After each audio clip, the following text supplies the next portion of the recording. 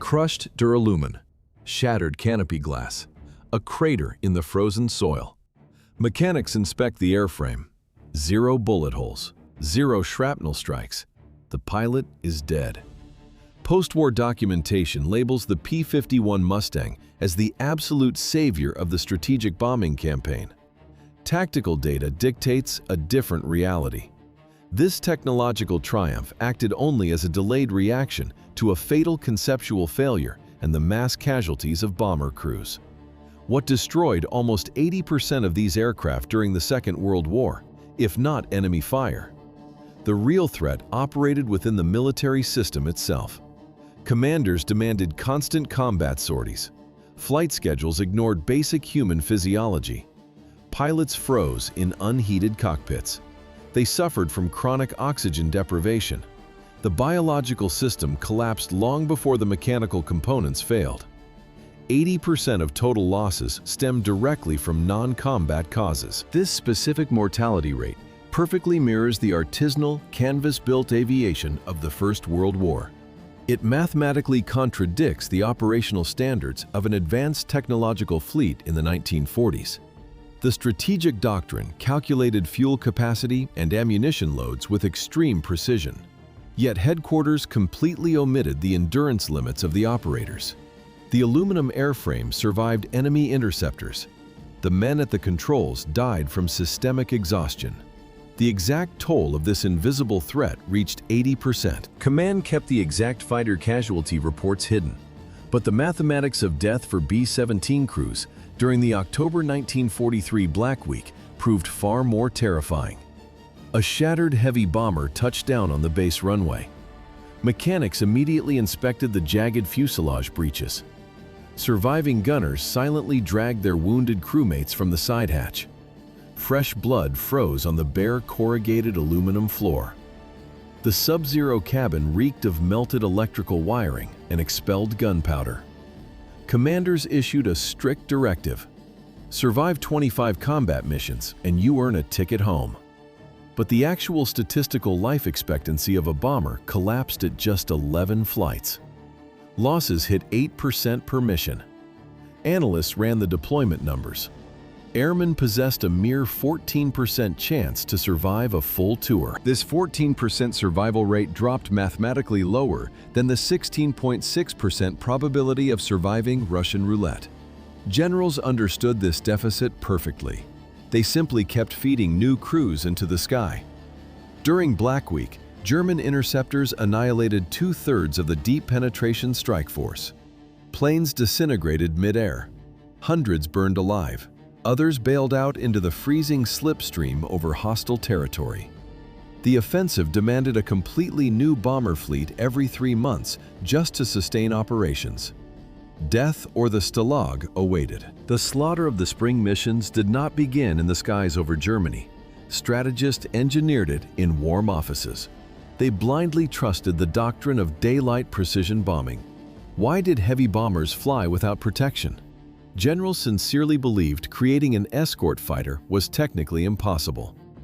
During the 1930s, staff officers formalized the doctrine.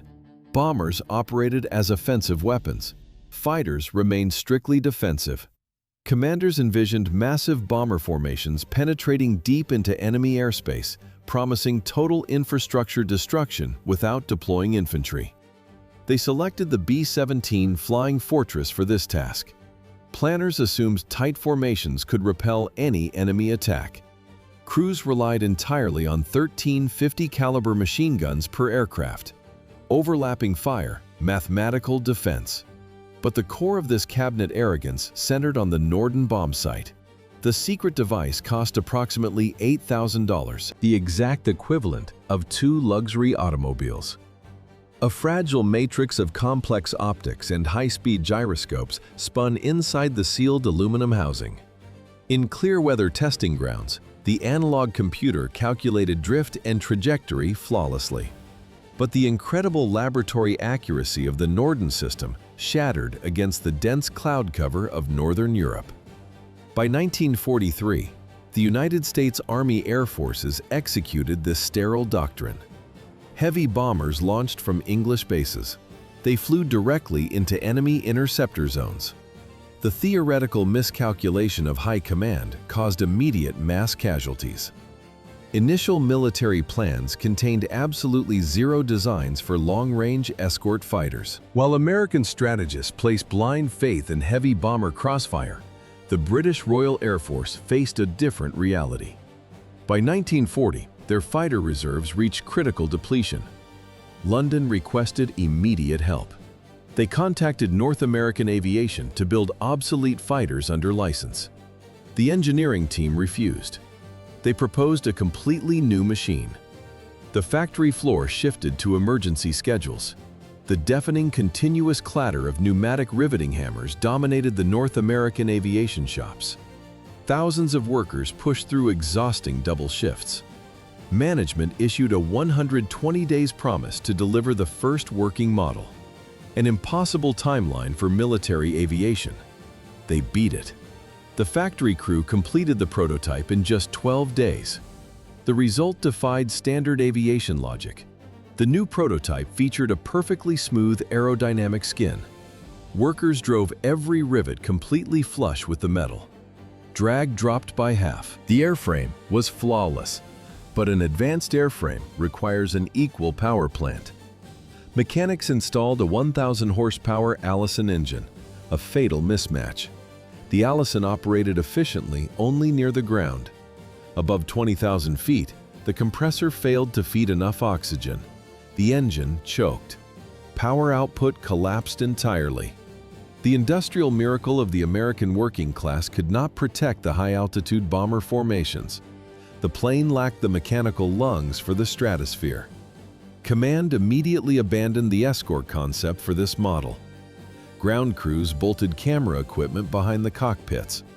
Pilots dispatched the first operational batches straight into low-altitude reconnaissance missions. The Mustang's flawless aerodynamic shell wasted away on low-altitude runs without a high-altitude engine. Meanwhile, the P-47 Thunderbolts arriving in 1943 hit a brutal, invisible wall. They simply could not reach Berlin. The problem was sheer consumption. The massive radial engine devoured 100 gallons of aviation fuel per hour at combat power. Mechanics bolted bulky 75-gallon drop tanks under the heavy wings. Awkward steel teardrops. But even with them, the tactical math collapsed. How do you protect a bomber armada at a distance of 600 miles? At that moment, the raw physics of combustion left engineers zero options. The P-47 Thunderbolt carried 305 gallons of internal fuel. That provided a strict combat radius of just 165 miles. Pilots felt this limitation physically. A heavy, relentless vibration punched through the cockpit seat as the giant cylinders hammered, incinerating gas by the minute. Approaching the western border of Germany, the routine became a psychological torture. The needle brushed the red line. The pilot yanked the mechanical release lever. 2 empty tanks tumbled away into the freezing air. He anxiously tapped the glass of the fuel gauge. No hidden reserves. He hauled the yoke back, forcing the massive fighter into a steep turn toward the English Channel. The B-17 formations flew on, stripped of escort, left to die. Targeting Berlin required a 600-mile penetration. That equals a direct flight from New York to Detroit on a single tank. A flight demanding constant throttle spikes, evasive maneuvers, and high-G dogfights. The radial engine was simply too thirsty for the job. To cross that exact distance, the Thunderbolt demanded 260 gallons. The Mustang required only 108. The 1943 fuel deadlock broke because of an engineering concept from a year prior. In April 1942, British test pilot Ronald Harker evaluated the early Mustang. The American airframe possessed flawless aerodynamics. It simply lacked high-altitude lungs. Harker proposed a brutal physical graft. Mechanics stripped out the original Allison block. They wedged a massive British Rolls-Royce Merlin engine into the nose. The integration demanded precise modifications. Engineers cut new steel mounts. They rerouted primary cooling lines. At the rear of this hybrid power plant, technicians installed the critical component, a Rolls-Royce two-stage supercharger. The first mechanical impeller compressed the thin outside air. The second impeller compressed it again. This mechanism forced a dense, oxygen-heavy mixture straight into the cylinders. The tactical shift hit the charts instantly. Top speed peaked at 433 miles per hour. But the vertical leap dictated the new combat reality. The grafted Mustang achieved a ceiling of 40,000 feet. 40,000 feet exceeds the cruising altitude of modern commercial airliners. Today, passenger jets fly at 35,000 feet inside fully pressurized, climate-controlled cabins. The 1940s fighter pilots sat in an unpressurized aluminum shell. The ambient temperature dropped below -50 degrees. Bone-chilling, freezing air penetrated the cramped cockpit. Frost coated the instrument dials. The pilot snapped his oxygen mask tightly over his face before takeoff. A loose rubber seal meant unconsciousness within seconds. Engineers paired this extreme altitude capacity with extended reach. Ground crews bolted two 108-gallon drop tanks beneath the wings. The aircraft could finally escort bombers straight to Berlin. The mechanical graft saved the heavy bomber formations, but it condemned the fighter pilots to extreme physiological torture. Engineers built a machine that outlasted the human body operating it. The successful test flight solved the altitude problem. Command immediately drafted thousands of physically untested pilots for these deep penetration missions. In 1944, specific squadrons lost more than 50% of their personnel. A 50% casualty rate became the statistical baseline. The routine mission turned the Mustang cockpit into a high-altitude chamber of physiological torture. How does a pilot survive in a frozen capsule? Strict fuel management. The pilot monitored the gauges continuously. A full rear fuselage tank pushed the center of gravity dangerously backward. It made the airframe unstable. Standard operating procedure required draining this fuel completely before any combat. At 25,000 feet, the outside temperature hit -40 degrees. This extreme environment required constant operation of the oxygen mask. The slightest mechanical failure meant unconsciousness within minutes. Hypoxia killed quickly. Heavy fleece jackets and thick boots offered minimal thermal retention. The pilot sat cramped in total immobility. Then enemy interceptors appeared. The pilot gripped the release lever. A loud click of the toggle switch. A dull thud echoed through the airframe as the heavy external drop tanks disconnected. The center of gravity shifted violently. The aircraft instantly regained full combat agility. Engagements lasted mere seconds. 650 caliber machine guns provided the necessary firepower. The shooting ended quickly. The physical damage remained. The violent adrenaline spike caused immediate and severe exhaustion. Muscle cramps locked the legs. Frostbite destroyed tissue in the extremities. Yet the pilot still had to navigate the machine back to base. A standard escort run from England into Germany and back lasted 4 to 6 hours. The 8th Air Force fed this multi-hour high-altitude grind with raw replacements. Pilots of the 354th Fighter Group stepped into the cockpits. They barely understood the instrument layout. The cabin still smelled of fresh paint. Factory grease coated the throttle quadrants. It was November 1943. The airframes housed the new British Merlin engines. Operating these power plants required constant monitoring of coolant temperatures and precise adjustments to manifold pressure at extreme altitudes. One wrong input destroyed the engine block, but the training pipeline collapsed under heavy operational demand. Group commanders scrapped the standard conversion schedules. Technical mastery yielded to sheer deployment numbers. Mechanics handed over the flight manuals. Men climbed onto the wings. They bypassed basic familiarization flights entirely. Pilots figured out the P-51 aerodynamic limits directly during live combat missions. Ground crews strapped the rookies in and locked the canopies. Base commanders signaled the towers and launched the untrained squadrons straight toward German airspace. The defense doctrine collapsed. In early 1944, American commanders rewrote the rules of aerial engagement. Escorts stopped acting as a passive shield. They became interceptors. Mustangs pushed 50 to 100 miles ahead of the heavy bomber streams. The directive came directly from General Jimmy Doolittle. Clear the airspace. Destroy the enemy on the ground and in the air. Bomber crews protested the lack of visual contact, but the combat mathematics proved devastating. February 1944. Operation Big Week commenced. Between February 20th and 25th, heavy bombers systematically dismantled the primary German aviation assembly plants. High-explosive munitions shattered the reinforced concrete roofs. Black columns of oil smoke rose from the burning German factories. Sirens wailed across the manufacturing zones. German pilots scrambled to defend the ruins. They climbed through the dense smoke. They flew straight into a synchronized wall of Mustangs. Head-on attacks. High-caliber crossfire. In a single week, the Luftwaffe lost 355 fighters. The interceptor grid lost 50% of its operational strength. Why couldn't the Luftwaffe replace these losses? A critical aviation fuel deficit completely collapsed the German training infrastructure. Refineries stood empty. The command cut cadet flight training to a fatal 75 hours, while the United States pipeline pumped out 29,000 fully certified pilots a year. German officers threw these underprepared rookies directly against combat veterans. A German pilot's life lost all measurable value. The industrial abyss turned high-altitude combat into methodical extermination. The Reich managed to train just 26 new pilots a month. The American aviation program graduated 29,000. Those 26 novices strapped in the cockpits that engineers had turned into overloaded trucks.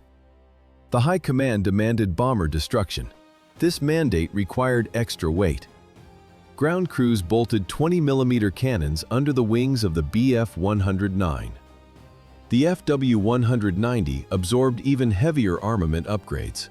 Mechanics installed 4 20mm cannons on a single airframe. Other dedicated interceptors carried 30mm guns. These weapons successfully shattered heavy bombers, but the structural modifications ruined the aircraft aerodynamics. Mounting 30mm cannons externally generated critical drag, while the added mass stripped the interceptors of their rapid climb rate. Fighters lost their agility. The desperate pursuit of firepower directly caused mass casualties. Lethality erased maneuverability. American pursuit pilots exposed this fatal engineering flaw. Heavy German interceptors met agile fighters instead of slow bombers. The technological gap killed the inexperienced crews. The P-51 Mustang outmaneuvered the burdened German machines across all metrics. The American fighters maintained absolute superiority at any altitude above 20,000 feet. Flawless mastery of the aircraft at 20,000 feet offered zero guarantees in the low-altitude chaos. Even the status of an elite ace meant nothing near the ground. Major George Preddy recorded 27 confirmed victories. He survived the most brutal high-altitude intercepts. Could the best ace escape death? No, when the threat came from his own anti-aircraft crews. Christmas 1944, the Ardennes Offensive. The rapidly shifting front lines left ground units blind to the tactical situation in the airspace above them. Preddy pursued a German fighter just above the tree line. The low altitude erased the visual differences between friend and foe. American crews locked onto his profile. They pulled the triggers. Friendly armor-piercing rounds punched through the metal. A dull vibration shook the fuselage from the .50 caliber impacts. The heavy bullets shattered the cockpit structure and severed his femoral artery. Massive blood loss triggered instant unconsciousness. The unguided machine plummeted and smashed into the frozen ground. American batteries killed their own aces in the winter. But by April 1945, the sky presented a fundamentally new problem. A machine that bypassed the physical limits of piston aviation. The Messerschmitt Me-262. Top speed, 530 miles per hour. Armament, 4 30mm cannons. Aircrews faced a severe psychological shock. The visual confirmed the impossible. A sleek silhouette without a propeller. It flashed past the cockpit in absolute silence. The sheer velocity broke standard aerial gunnery formulas. A speed difference of 100 miles per hour dictated new math. The Mustang pilot had a maximum of 2 to 3 seconds to aim on a head-on course. Human reflexes failed. Piston engines hit their absolute limit. The mechanical era was colliding with the jet age. Direct engagement meant death. Survival required exploiting a mechanical flaw. Early jet turbines lacked low-speed acceleration. Thrust response was brutally slow. Mustang pilots adapted to the threat through ambush. Squadrons loitered high above known Luftwaffe airfields, waiting. The tactic was strictly calculated. The jet descended toward the runway. The landing gear dropped. Airspeed bled off. The revolutionary aircraft became heavy and vulnerable. The Mustang initiated a steep dive from superior altitude. 50 caliber rounds shredded the delicate turbine housings before the German pilot could throttle up. The technological terror was absolute, but the supply chain was already dead. German factories assembled 1,400 airframes. Yet, the total count of these jets that actually reached combat was under 300. In August 1943, Heinrich Himmler issued a precise directive. State police units received strict operational orders. Commanders forbade officers from protecting downed Allied aviators against hostile civilian crowds. The state officially sanctioned murder. The system required a new vocabulary. Minister of Propaganda Joseph Goebbels initiated a strict linguistic shift across state media. The word pilot vanished. Censors erased the term aircrew. State newspapers like the Völkischer Beobachter printed new designations. Terror flyers. Luftgangster. A technical profession became a criminal profile. This was not spontaneous local anger. The Third Reich deployed violence as a calculated social tool. An aviator ejected from a damaged airframe. The standard-issue silk canopy deployed. He drifted toward hostile terrain. On the ground, the reception waited.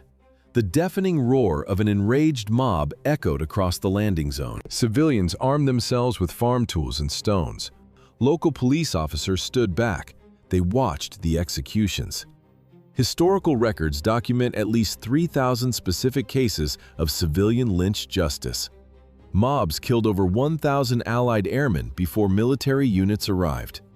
The lucky ones entered the formal prisoner system. Guards stripped away their heavy leather flight jackets. Starvation replaced sudden violence. A standard American combat pilot deployed at roughly 160 pounds. By the time military forces breached the camp gates, surviving prisoners weighed barely 90 pounds. The aviators, beaten to death by civilian mobs, fell into those hands due to a single thermodynamic flaw in the P-51 radiator. Only 6 out of 10 damaged Mustangs returned to base. The P-47 brought 8 out of 10 pilots home. The P-38 saved 7 out of 10. Why did the most advanced machine lose crews 3 times faster than older models? The answer lies in engine thermodynamics. The Rolls-Royce Merlin power plant relied on liquid cooling. It utilized a fragile capillary network of pressurized tubes. One infantry bullet pierced the cooling jacket. Ethylene glycol spilled directly into the slipstream. A sharp hiss of vaporizing antifreeze echoed against the hot exhaust manifolds. Coolant pressure dropped to 0. Internal temperatures spiked past 120 degrees Celsius. The pistons expanded beyond structural tolerances. The engine block seized solid. This specific engineering decision removed all pilot protection. The air-cooled radial engine of the older P-47 sat at the nose like a 2,400-pound block of solid steel and aluminum. It acted as a monolithic shield. No delicate cooling system to puncture. The Mustang lacked that mass. Its liquid system made the airframe entirely defenseless against basic small arms. Air combat shifted from high-altitude dogfights to low-level strafing. Every run over a German rail yard exposed the fragile lines to ground fire. A ruptured tube guaranteed catastrophic failure. The propeller locked in place. The glide downward into the hands of enraged lynch mobs became mathematically inevitable. From the exact moment a bullet struck the radiator, the remaining flight time in minutes ranged from 10 to 20. A 10-minute grace period with a bleeding radiator offered a theoretical luxury. Down at 500 feet, thermodynamics ceased to matter. To strike a ground target, the pilot leveled the aircraft. He flew straight.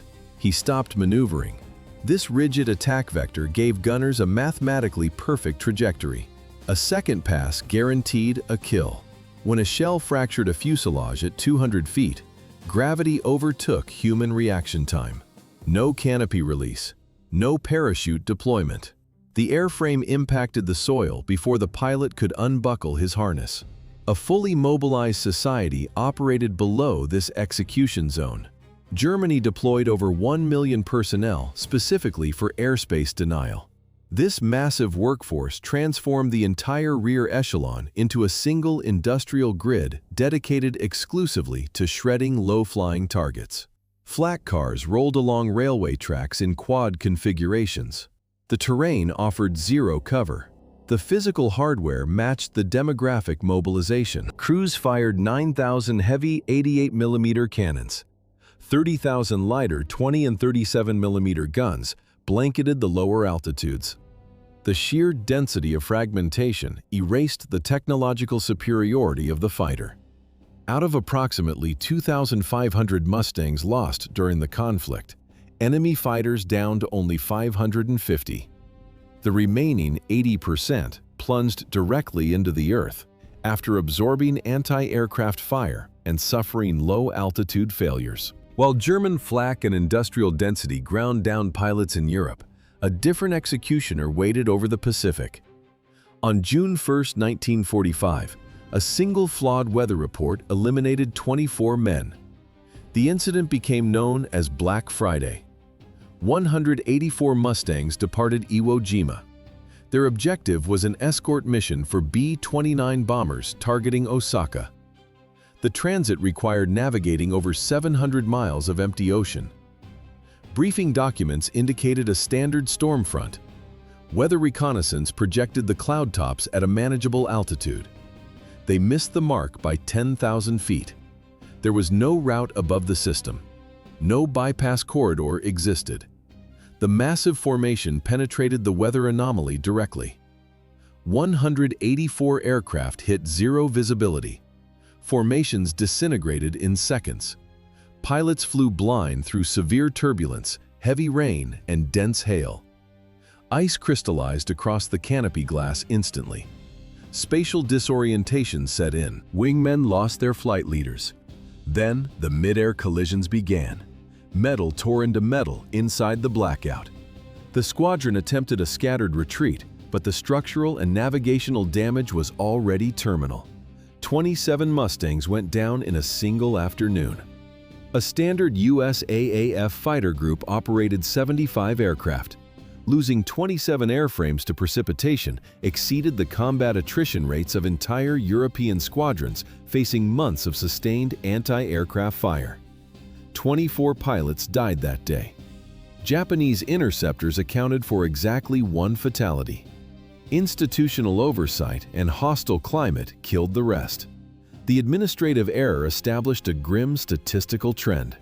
From July 1st to August 15th, 85 American fighter pilots perished on very long-range missions.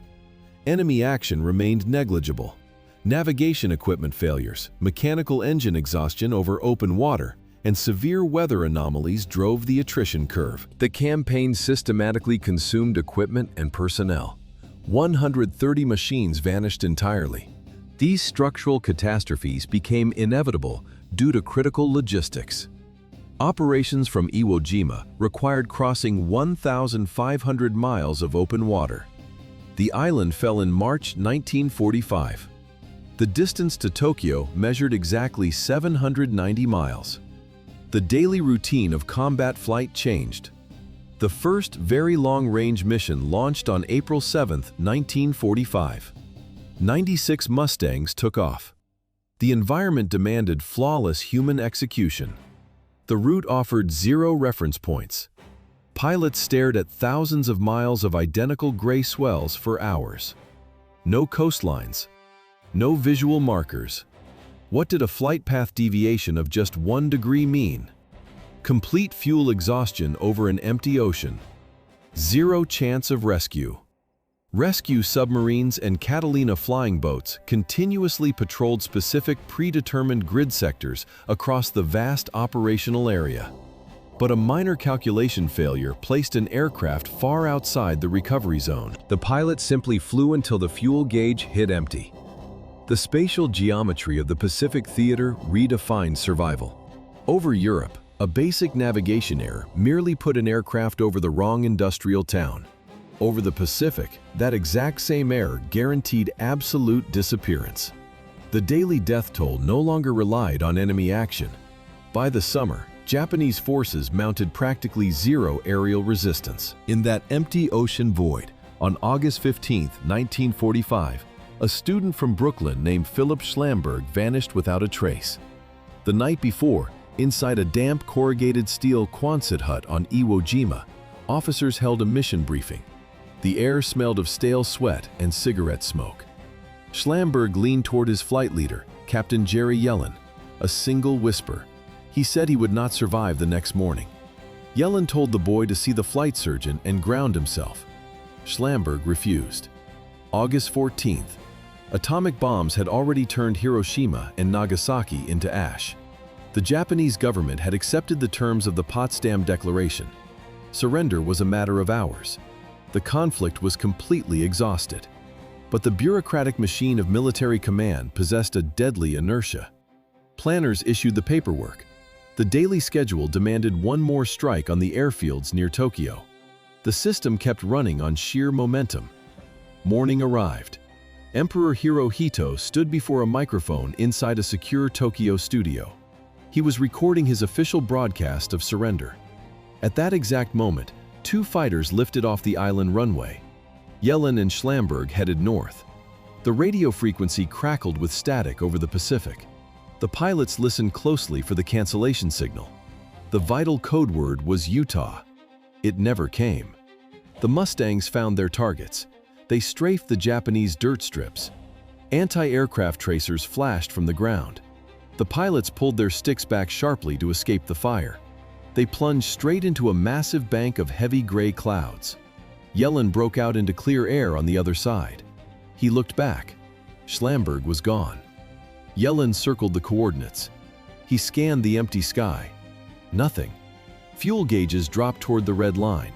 He turned his aircraft south. When his tires finally hit the Iwo Jima tarmac, officers delivered the news. The war had officially ended 3 hours earlier. A delayed transmission and rigid military bureaucracy erased a human life after the peace was already a fact. When his fighter dissolved into those clouds, the pilot's age was 19. As his fighter disappeared, mainland factories had already stamped out nearly 15,000 identical airframes. The production lines never stopped. The metal was cheap. Commanders ignored the human cost.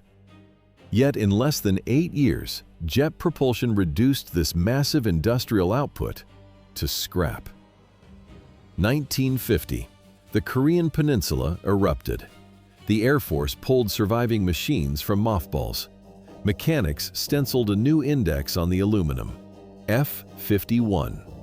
The aircraft reverted to low-altitude ground attack missions, but the operational environment had changed. Today, modern culture sanitizes the brutal history of these machines. Surviving airframes sit in climate-controlled hangars. Wealthy collectors pay upwards of $3 million for a polished fuselage. They buy a sterile illusion. They fly a toy that never bleeds. But the actual combat record closed in 1953. Swept-wing MiG-15 jets intercepted the obsolete piston aircraft and shot them out of the sky.